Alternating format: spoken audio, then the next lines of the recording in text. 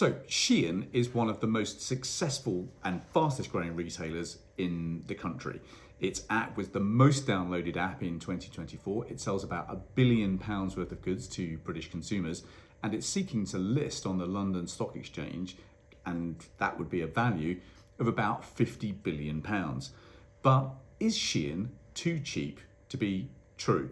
There have been lots of allegations and rumours about exactly how its products are made, and so we brought the chief lawyer from Shein to the House of Commons to answer some basic questions. This is how ITV covered the news. Consumers adore Shein, but politicians are far more cautious. MPs today were furiously quizzing one of the company's executives about working conditions in the thousands of factories it sources clothing from across China, but also about the company's plans to list on the London Stock Exchange. And it's fair to say they were extremely unhappy with the answers that they got, what answers they got at all. One of Shein's most senior lawyers repeatedly refused to say whether or not the company allows its suppliers to use cotton from the Xinjiang region of China, where, as you know, on ITV News we've reported repeatedly about labour abuses and allegations of human rights abuses. She wouldn't even say whether Shein's clothing contain any Chinese cotton. Yeah, this isn't a trick question, it's not a complicated question. In the products that you ship, will there be cotton from China? So the suppliers we work with, most of them, they're based in regions... It's actually a yes or no question, actually. Do you think that there is cotton from China in the products that you ship? Yes or no? If you would allow me, we can provide written response after. So some of the allegations against Shein are really, really serious. In 2022, there was an undercover investigation that showed that Chinese garment workers were working up to 18 hours a day and getting paid just 3p per garment.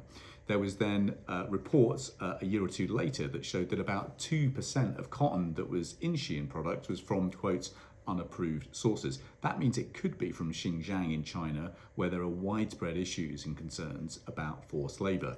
There were then a little bit later on in 2024 evidence of child labour being found in the way that Shein was sourcing some of its products. Now, Shein were very quick to say that wherever they discover problems, they eliminate them, they get rid of those suppliers.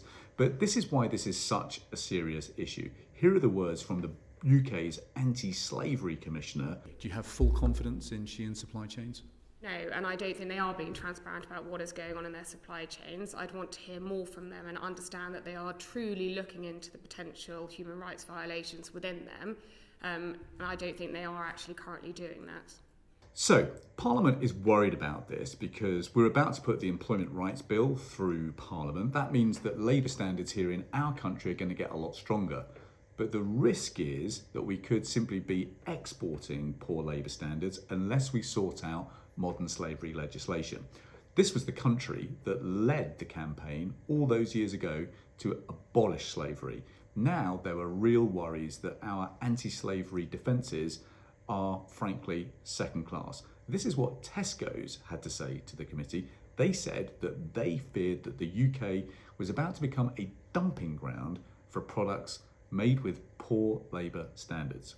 I think if the UK isn't progressive in this, we do, and by the way, that this is in line with Tesco's policies, what we are talking about, I think we are at risk of the UK potentially becoming a dumping ground for products that then can't enter the EU and can't enter the US, and I think it would be a real pity if we ever ended up with that being the situation we find ourselves in.